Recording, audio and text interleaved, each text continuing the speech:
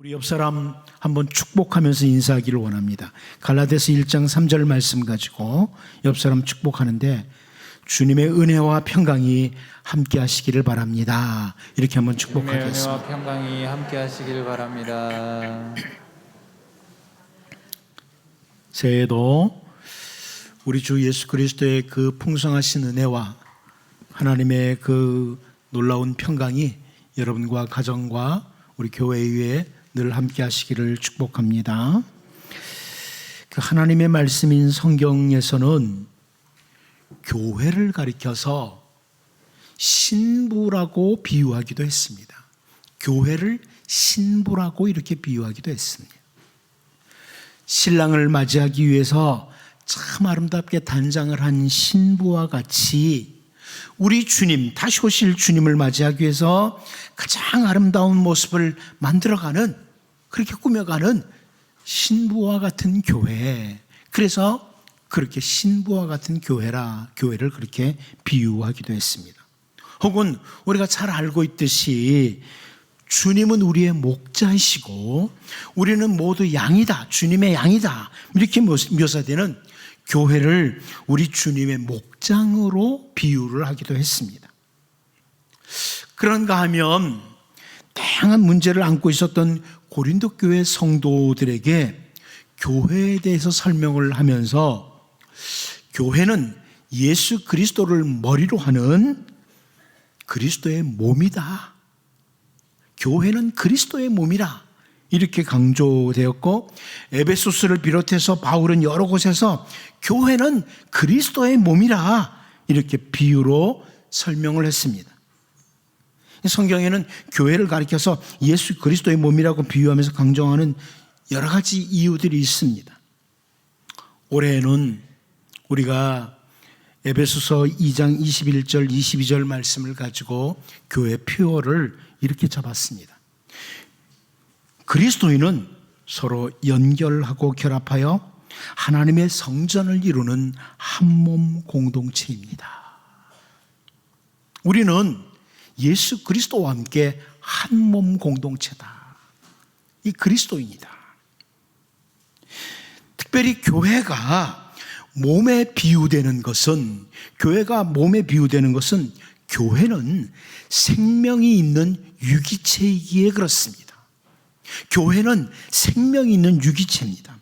교회는 성도들이 마치 세포 하나하나가 같이 성도들이 모여서 여러 세포가 모여서 생명체를 이루는 이런 몸처럼 생명이 있는 유기체가 바로 교회라는 겁니다. 교회가 각종 부품들이 모여서 자동차나 어떤 각종 기계를 이루는 것 같은 기계적인 관계가 아니라, 생명이 전혀 없는 이런 단순한 조직체가 아니라 교회는 생명이 있는 유기체이기에 교회를 가리켜서 그리스도의 몸이라고 이렇게 설명하고 있습니다. 교회는 예수 그리스도를 머리로 하는 생명 있는 몸입니다. 교회가 그리스도의 몸이라는 것을 하나님의 말씀인 성경이 강조하고 있기에 우리는 건강한 교회, 생명력이 왕성한 교회를 목표로 최선을 다해서 달려가야만 합니다.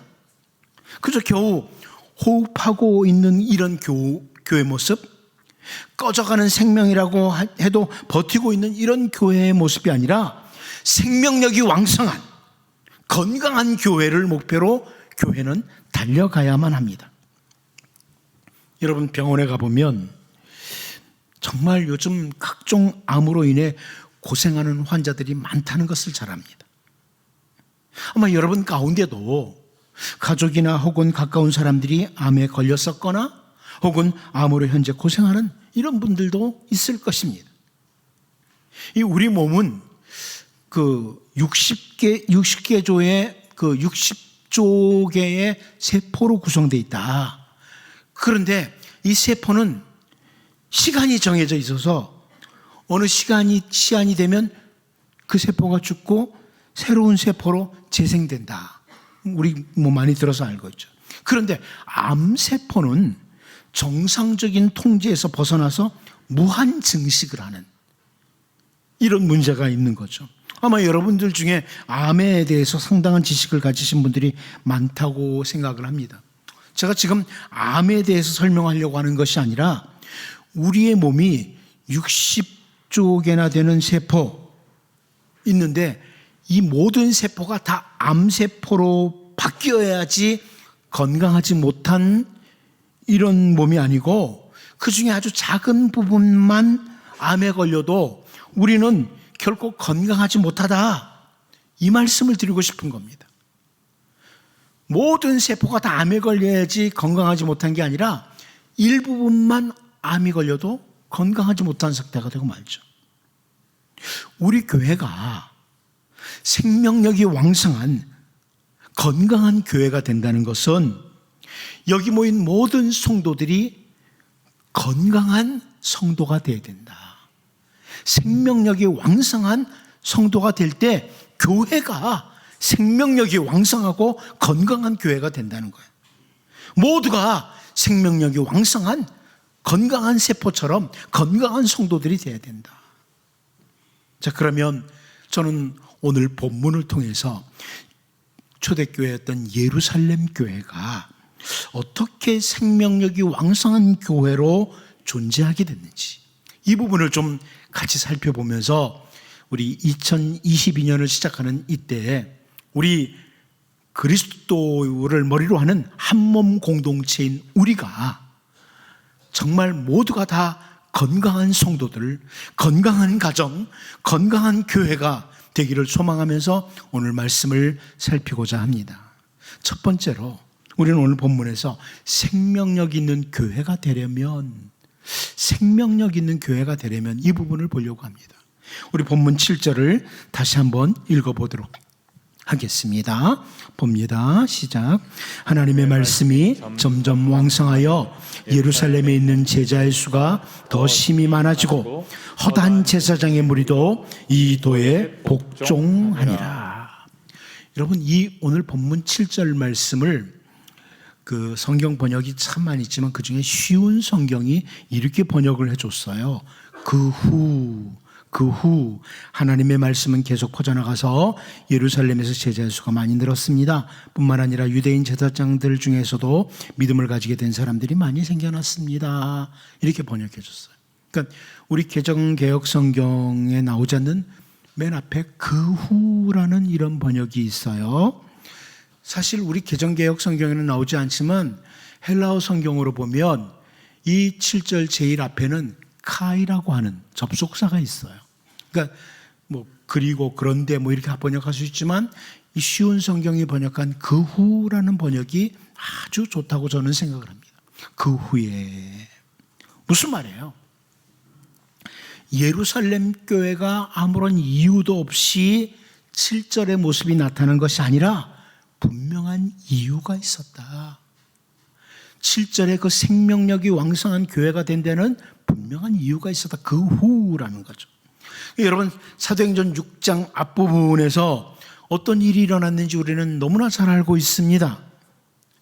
헬라파 유대인들과 히브리파 유다인 사이에 소위 밥그릇 싸움이 시작된 거죠.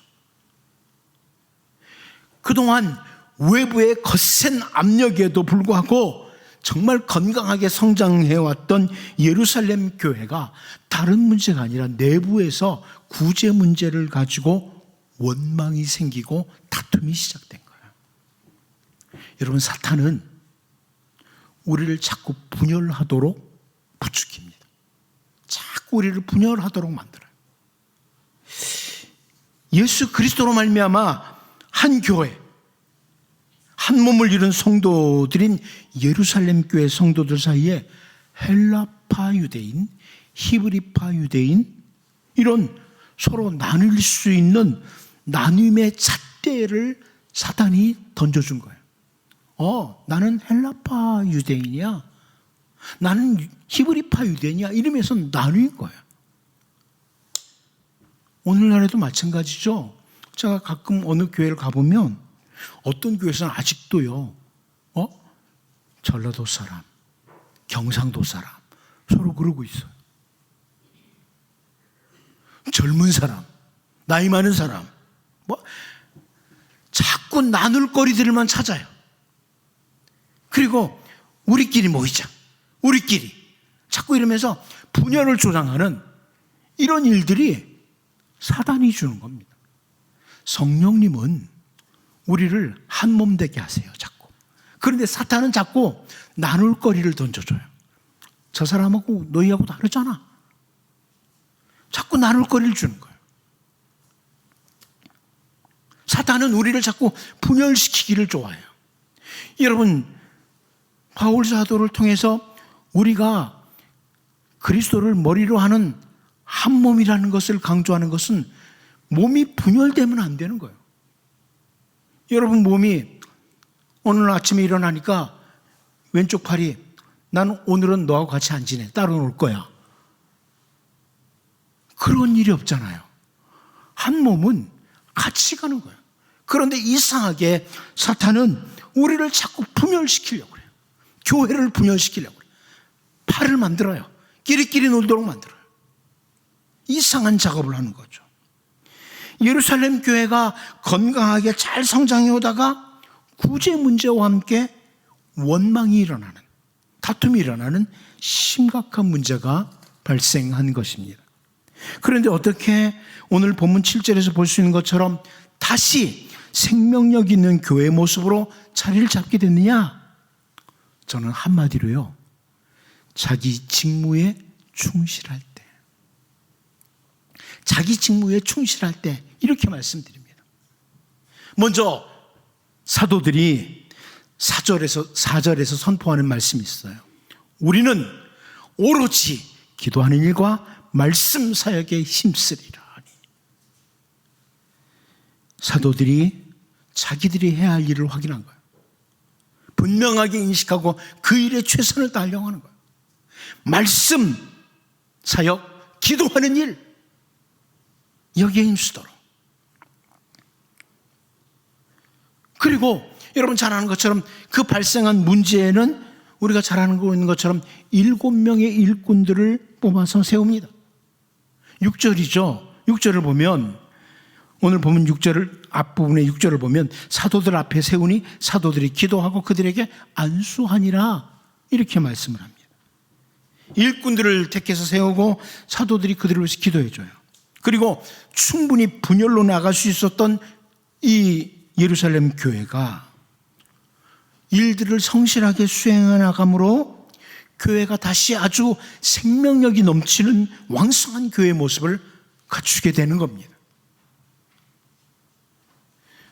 우리가 이 사도행전 6장을 보면서 7명의 일꾼을 어떻게 선출했는지 확인 안 돼요. 선택하는 방법? 뭐 그렇게 중요하지 않다는 거예요.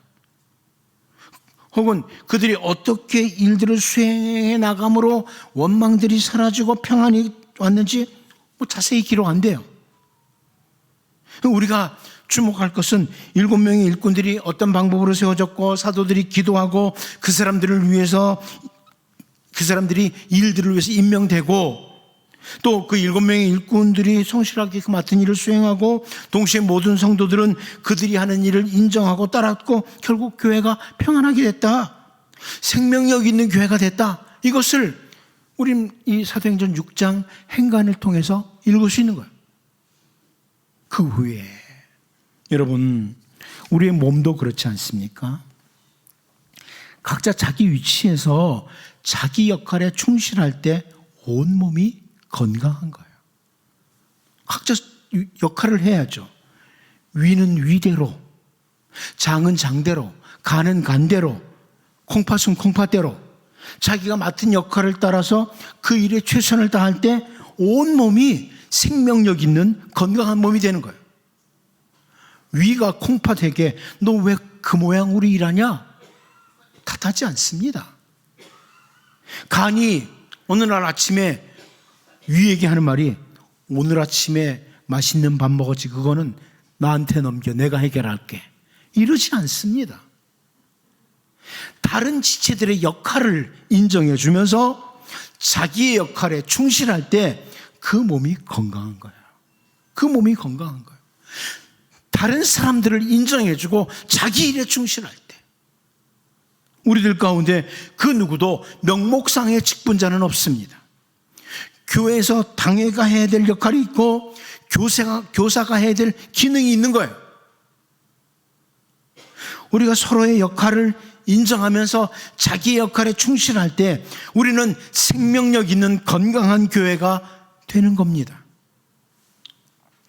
저는 2022년 연초에 다시금 우리를 돌아보고 우리는 그리스도를 머리로 하는 한 몸 공동체이기에 하나님의 성전을 이루어가는 한 몸 공동체이기에 나는 건강한 세포인가? 나는 건강하게 내 역할을 다하고 있는가?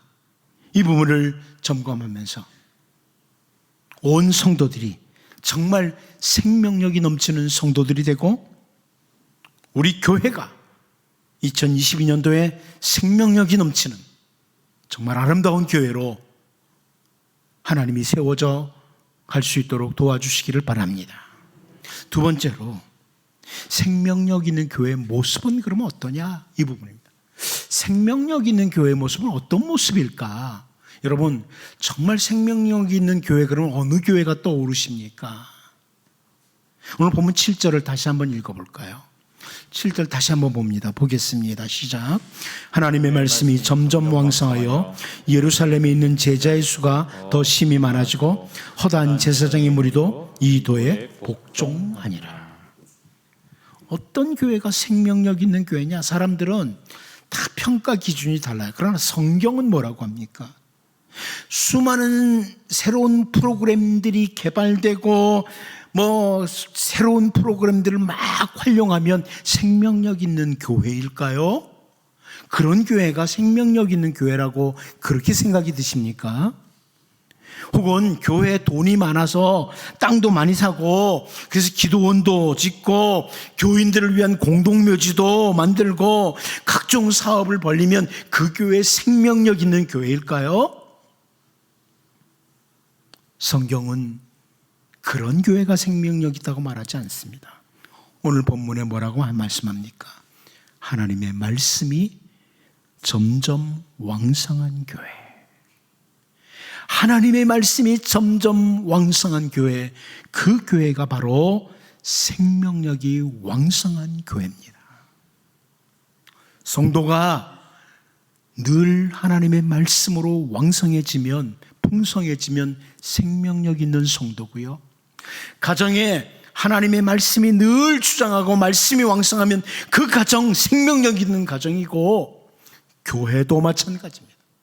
말씀이 왕성할 때 교회는 생명력 있는 교회예요. 다른 거 아니에요. 여러분 잣대를 잘못 가지면 안 돼요. 돈 많거나 못하면 교회가 생명력 있다 이렇게 바라보면 여러분은 뭔가 착각하고 있는 겁니다. 성경은 주님의 모인 교회는 말씀이 왕성할 때 생명력 있다고 이렇게 설명을 해줍니다. 모든 성도들이 생명이 왕성해져야 돼요. 어저께가 1월 1일인데요. 오늘 1월 2일이에요.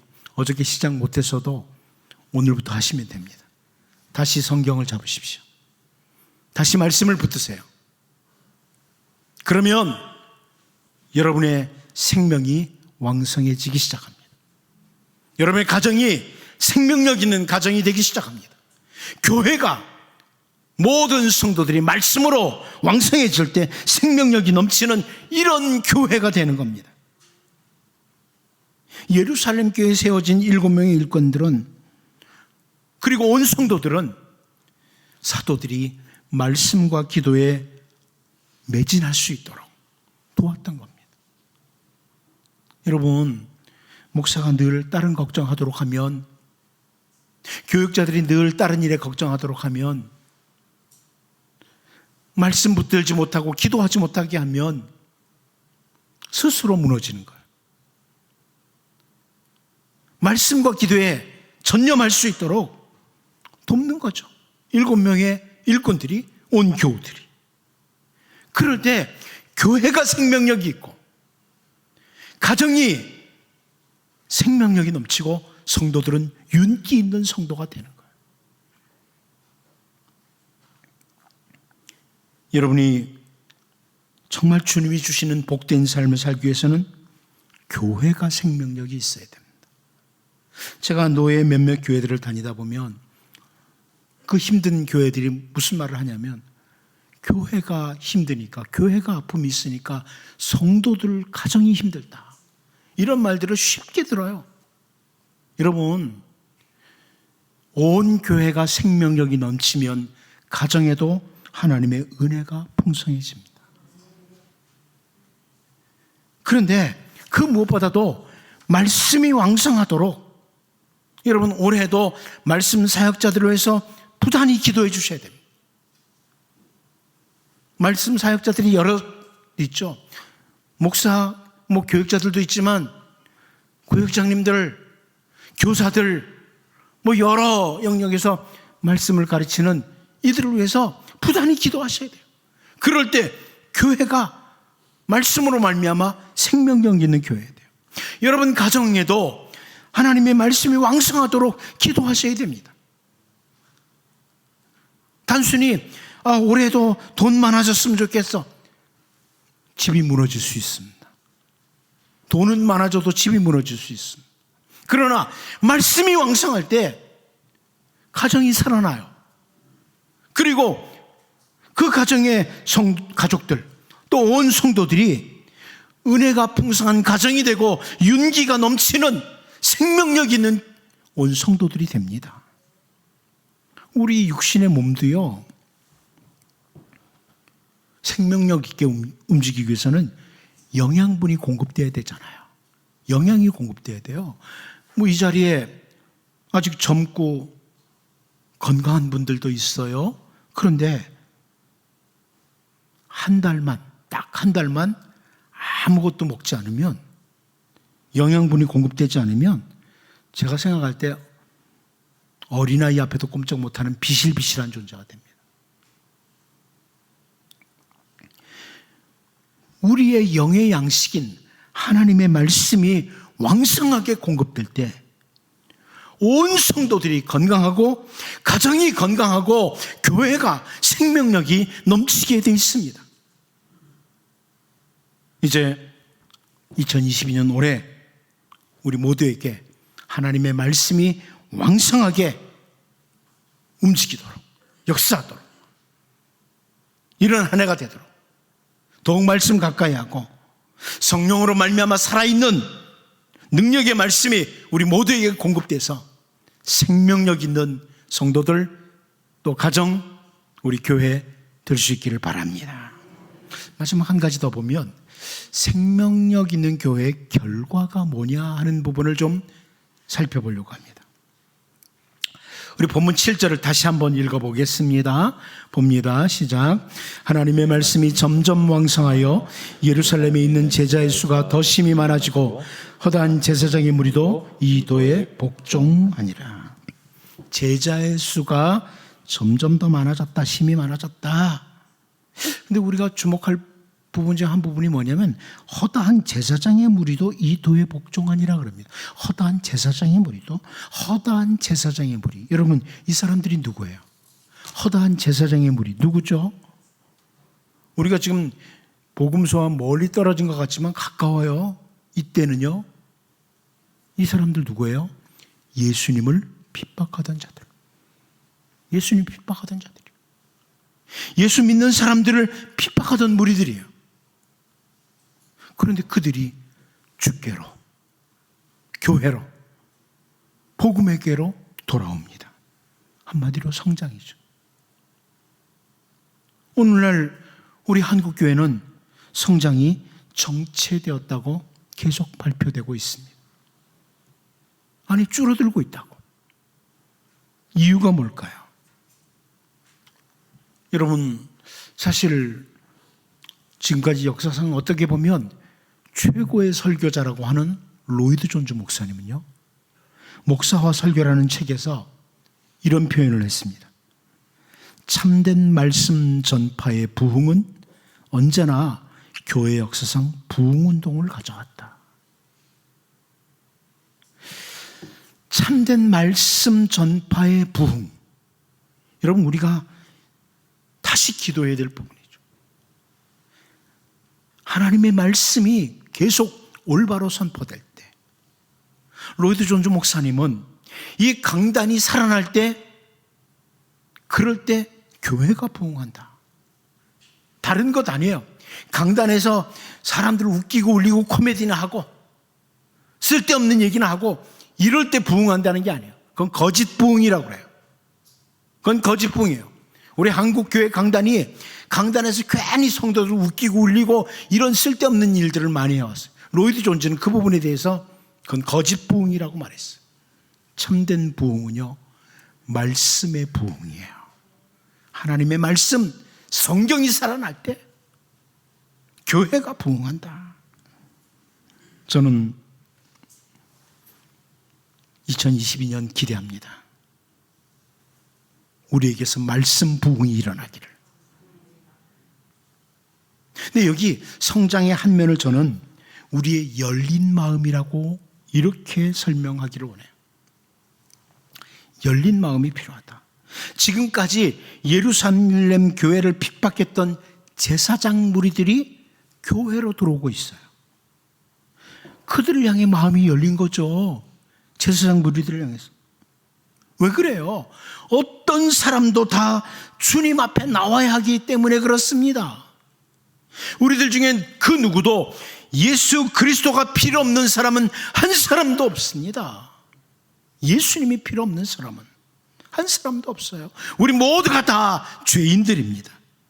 도무지 자신의 힘과 자신의 실력과 자기의 능력을 가지고는 그 죄의 자리, 멸망의 자리, 죽음의 자리에서 벗어날 수 있는 사람이 한 사람도 없어요. 그래서 우리 주 예수님께서 이 땅에 오셨고 우리를 위해서 십자가에서 죽으시고 우리의 죄를 사하시고 부활하시고 다시 오실 것입니다. 승천하신 주님. 여기 제사장들의 무리도 마찬가지예요. 아무리 제사장이라고 해도 그들에게도 예수님이 필요했던 거예요. 예수님이 필요했던 거예요. 그러기에 그들에게도 말씀이 전파됐습니다. 그들에게도 복음이 전파된 거예요. 그리고 그 제사장의 무리들이 복음 아래 그 도에 복종하게 됐다. 제사장 무리 나를 핍박했지만 그들을 향해 열린 마음이 생긴 거죠. 그래서 그들에게 복음 전하는 거예요. 오늘 우리들도 예수 그리스도의 생명의 복음이 필요합니다. 십자가 복음, 언제나 우리가 붙들어야 될 복음이죠. 그런데 이 상암동, 이 수많은 사람들, 우리 주변의 모든 사람들도 다 영원히 멸망받을 죄의 구렁텅에서 빠져나올 길이 없는 사람들입니다. 아무리 좋은 아파트에 살고 아무리 대단한 자리를 차지하고 있어도 예수님이 아니면 멸망의 자리에서 빠져나올 수 없는 그런 사람들입니다. 여러분, 그들에게도 예수님이 십자가 복음이 필요합니다. 그래서 2022년 아무리 코로나가 우리를 막아도 우리는 생명의 복음, 십자가 복음을 전해야 합니다. 말씀이 왕성하면 생명력이 있고 생명력이 있는 교회는 말씀, 특별히 구원의 복음을 전파하게 되어 있습니다. 허다한 제사장의 무리도 그 생명의 도에 구원의 복음에 복종하게 되는 겁니다. 여러분, 힘들고 어려운 사람들 구제하는 것 필요하죠. 도와주는 것 필요해요, 교회가. 하지만 가장 중요한 것은 십자가 복음입니다. 예수님의 복음입니다. 아무리 많은 물질을 갖다 퍼주어도 복음이 전파되지 않으면 그들은 영원히 멸망받을 사람들이에요. 복음이 전파될 때 교회가 성장합니다. 우리를 통해 2022년 이런 복음의 전파와 참된 성장이 일어나기를 원합니다. 죄와 사망의 자리에 있던 백성들이 생명의 복음, 십자가 복음을 듣고 예수 그리스도의 나라, 메시아의 나라, 빛의 자리로 나오는 이런 복된 2022년 되기를 주님의 이름으로 축복합니다. 기도하겠습니다. 하나님 아버지, 2022년 생명력이 넘치는 이런 교회 되기를 원합니다. 우리들의 가정이 되기를 원합니다. 윤기가 넘치는 성도들 되기를 원합니다. 서로의 역할을 인정하면서 자기 역할에 충실하게 도와주시고 성령으로 말미암아 살아있는 능력의 말씀이 왕성하게 되는 복된 한 해가 되게 도와주시고 특별히 구원의 복음, 십자가 복음 전파함으로 수많은 무리들이 메시아의 나라, 주님 나라에 들어오는 복된 2022년 되도록 주님 도와 주옵소서. 예수님의 이름으로 기도하옵나이다. 아멘.